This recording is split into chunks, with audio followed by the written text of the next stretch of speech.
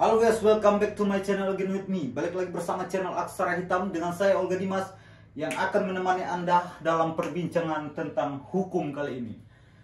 Di video kali ini kita masuk ke statement Justice, Voice of Justice. Suara hukum.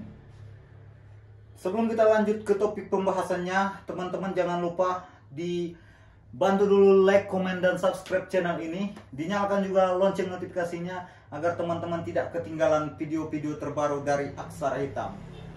Oke guys, langsung saja kita ke topiknya. Baru-baru ini ada hal yang menggegerkan di tanah air kita yang tercinta. Seorang Harvey Muiz yang membantu dalam tindak pidana korupsi yang berhasil merugikan negara sebanyak 310 triliun hanya divonis hukuman 6,5 tahun penjara. Teman-teman bisa bayangkan betapa ketidakadilan di dalam hukum tidak ditemukan sangat besar, sangat nyata. Adakah justice di negara kita ini?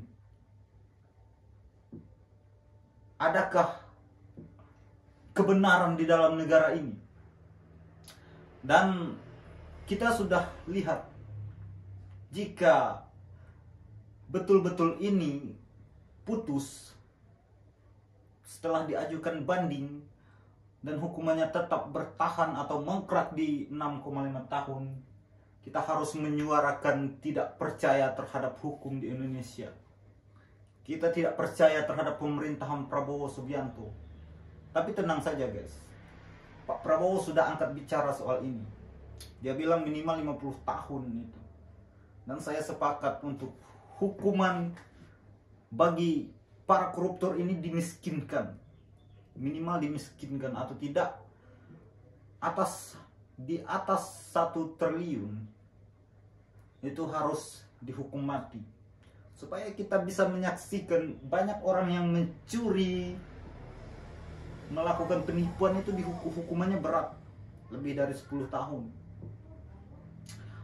Banyak yang kasus-kasus kecil yang tidak masuk akal itu dihukum dengan berat. Kenapa? Why? Mengapa ketika korupsi merugikan 310 triliun hanya dihukum 6 tahun setengah? Betul-betul negara yang aneh. Kebijakan hukum yang aneh. Kebijakan yang sangat aneh. Karena korupsi itu termasuk ke dalam salah satu kejahatan yang bisa disebut kejahatan extraordinary.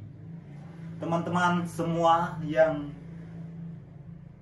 telah menonton video ini, dikawal terus kasus ini, karena saya sangat prihatin terhadap hukum di negara ini. Kita harus tegakkan keadilan. Berikan suara teman-teman untuk melakukan penolakan terhadap keputusan dari hakim ini. Biar semua orang melihat, semua orang menggegerkan. Biar semua negara di luar sana tahu bahwa betapa bobroknya hukum di Indonesia ketika korupsi merugikan 310 triliun hanya dihukum 6 tahun. Tapi sekarang Mahkamah Agung itu sudah melakukan banding terhadap kasus ini. Semoga saja setelah banding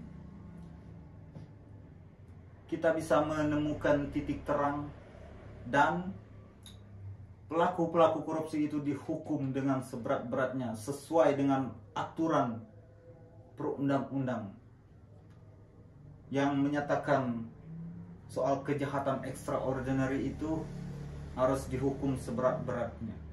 Oke, saya rasa cukup sampai di sini dulu perjumpaan kita kali ini.